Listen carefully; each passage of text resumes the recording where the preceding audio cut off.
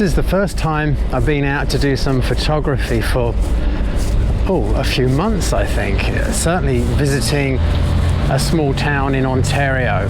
I'm taking off where I started last summer, visiting small Ontario towns within an hour or so driving distance from where I live.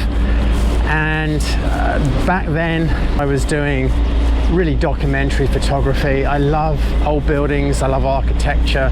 The one thing that I really enjoy doing is shooting storefronts. Just find them fascinating, especially when there's lots of decaying signage, and I know that's very cliched. I just don't care.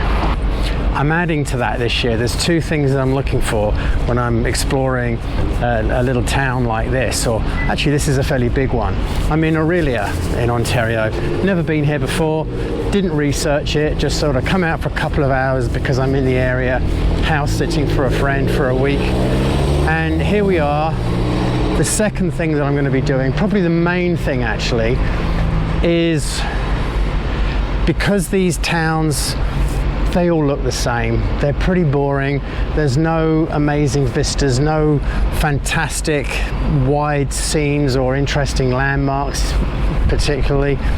So I'm not looking for these stunning photos. I'm looking for things that interest me and taking a more of an artistic approach rather than a documentary approach. I'm just looking for things that it could just be a little detail, shapes, colors, something a bit abstract, a bit graphic, something a bit more artistic.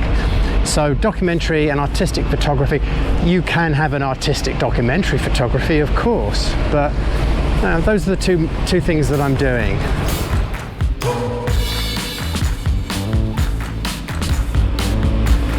This cafe caught my eye. I mean, it's an interesting storefront, but also the colors, the green, the orange of the brick and the hit of yellow. That's what really jumped out at me, but interesting storefront too.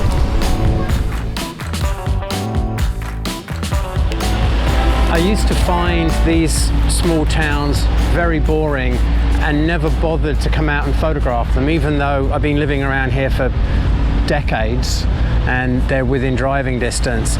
But I've completely changed my thinking about photographing locally over the past year or so, really. And there are three photographers who have played a big role in influencing this new mindset. The first is William Eggleston, the American photographer. My goodness, that truck. William Eggleston, the American photographer, who is very well known for shooting very, very mundane things, a lot of inanimate objects. So the inanimate objects, that's his influence if I shoot any today. And the two other guys, Tom Wood from Liverpool. Tom has been shooting for decades and I love his work. I only discovered him really over the last 6 months or so. He's got a great body of work just shooting mundane scenes with people doing ordinary things. He's just capturing a slice of life. That's been very inspiring for street photography. And then the other guy is Peter Mitchell. Now Peter Mitchell is where I got my influence last summer to shoot building fronts. I love his building fronts, the way he just documents these rundown towns, sort of post-war, I suppose, in England. And he's been my biggest influence, but I'm really sort of moving more towards, I think, William Eggleston and Tom Wood this year. But anyway, three guys to check out. So I would recommend looking at their websites, Googling them. Very good stuff.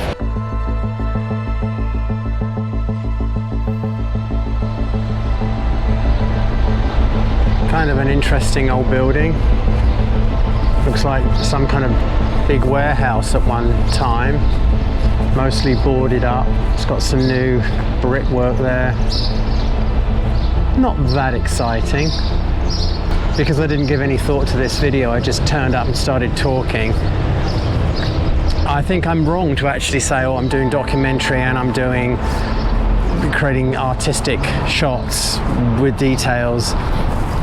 Scrap all of that. I'm just out with my camera, slowly walking around with no agenda, just enjoying myself, taking photos, period.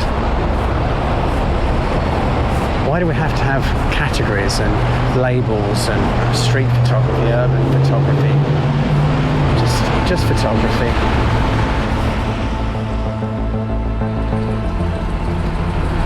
Now there's an interesting old store. Lovely old worn hand-painted lettering. That's what I really like, the old hand-painted signage. And it looks like this guy's going to ruin my shot. Oh no, he's going. Oh, brilliant. Let's grab this before somebody parks in front of it. So I've been here 15 minutes and that's my favorite shot so far. I'm actually really pleased with that shot. Coming out here today for a few hours and paying for the parking and everything, that one shot made it all worthwhile. Even if this video doesn't turn out and I don't make a video in the end, that one shot just makes me happy. That kind of photo. Don't know why.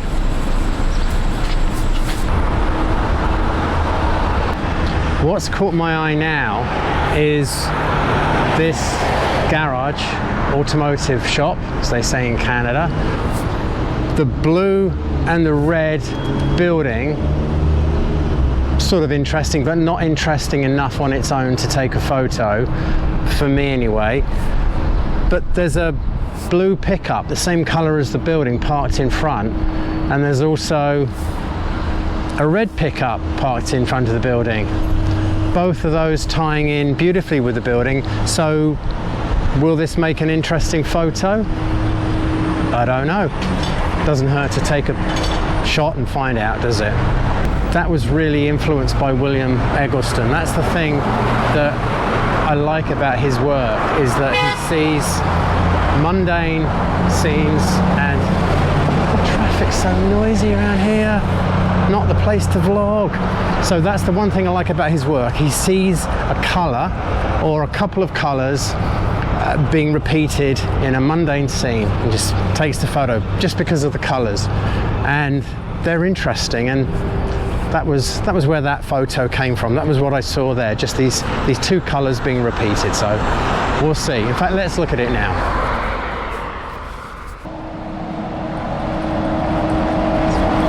Very noisy around here. There are all sorts of things going on. Can't quite see what, but there's some sort of factory or manufacturing unit over there. We've got what looks like it could be the town hall or some official building, clock tower in the background. Interesting old gas station. Kind of like that. That might be worth a few detail shots in a second. Rundown or closed up, boarded up building with a very interesting chimney stack, all peeling, kind of like that. Yeah, lots going on there. I think I'm going to walk over there in a minute and pull out some details. I think we're starting to walk out of town a little bit, or out of the main core where the commercial buildings are that have potential interest. I'm just going to walk down to the corner and then come back and visit that gas station, petrol station, to my English friends. So what I'm doing here, what I think I'm going to end up with is not a lot of photos, you know, just a very small set, maybe 10 to 12, I'm going to guess. By the time I'm done, I've got about an hour and a half left before my parking runs out. It's really important to know that I'm taking photos that interest me, for me. I'm not going to be chasing likes, even though I will post these on Instagram. I really don't care whether there's any likes. I'm here in this town. I haven't done any research on purpose. I've stopped researching places actually, because I don't want to put any ideas in my head, any preconceived notions of what I should be photographing or what other people photograph. And that's really important. That's becoming more important to me as I get older and wiser. And I actually made a video about preconceived ideas. my last video, and I'm going to link it at the end of this one. It's worth checking out. Do check it out and let me know what you think. Right, here's the problem when I'm walking around doing these vlogs. I'm talking to the camera, I'm not looking at where I'm going, and I'm missing things. So I'm going to stop yapping on. I'm going to cross the road here. I've seen an old building that I'm going to photograph, and then I'm going to walk back into town and see what we can find. What drew me over here was the door and the yellow padding on the cable there, or cables. There's a bit of an interesting symmetrical shot. But then I saw that really basic, simple garage door with worn paint. I'm going to photograph this because that's what I came here for. Don't like it as much as that though. Let's shoot both. You tell me what you think in the comments.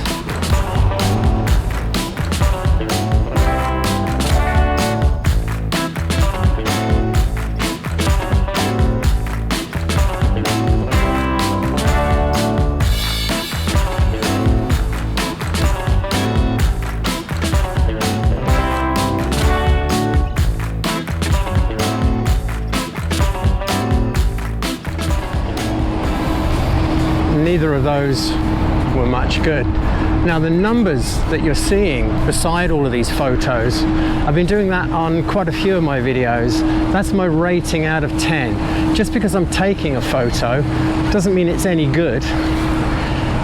I take all sorts of rubbish photos just because I like taking photos when I'm out. So I figured a numbering system is a good way of showing you that it's just an example, it's just an experiment rather than what I consider to be a good photo. This is a fun shot. You have to pay to sit.